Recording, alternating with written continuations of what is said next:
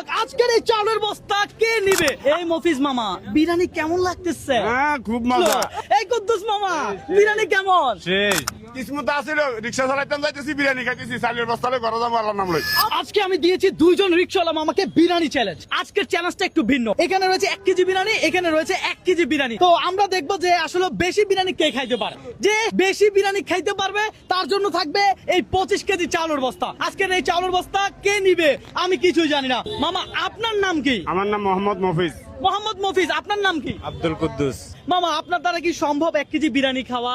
ইনশাল্লাহ সম্ভব। আরে বলে কি মামা, আপনার দ্বারা সম্ভব? ইনশাল্লাহ। এর আগে খাইছেন 1 কেজি বিরিয়ানি? খাই নিয়ে চেষ্টা করে। যদি আপনারা এই 1 কেজি খাওয়ার পরে আরো 1 কেজি লাগে আমাকে বলবেন, আমি এনে দিব। কথা হচ্ছে যে আপনারা তাড়াহুড়া করে কেউ খাবেন না। আমি দেখবো যে কে সবচেয়ে বেশি বিরিয়ানি খাইছে। আমি কি বুঝাতে পারছি? আমরা এখানে কোনো চাপ দিতে আসি নাই, কোনো প্রেসার দিতে আসি নাই। আমরা আসছি বিরিয়ানি খাওয়াইতে। বিরিয়ানি খাবেন আর চাউলের বস্তা নিবেন, কথা সোজা। আচ্ছা, আপনি কি ওনারা হারাইতে পারবেন? আমি ওনাকে হারাবো ইনশাল্লাহ। আরে বলি কি, আপনি চালের বস্তা নিবেন? অবশ্যই নিয়ে যাবো আমি চালের বস্তা। দর্শক দেখা যাক ভাই, আপনি কি ওনারা হারাইতে পারবেন? ইনশাল্লাহ চেষ্টা করবো। কি মনে হয়, মফিজ জিতবে না কুদ্দুস জিতবে? কুদ্দুস। কুদ্দুস জিতবে।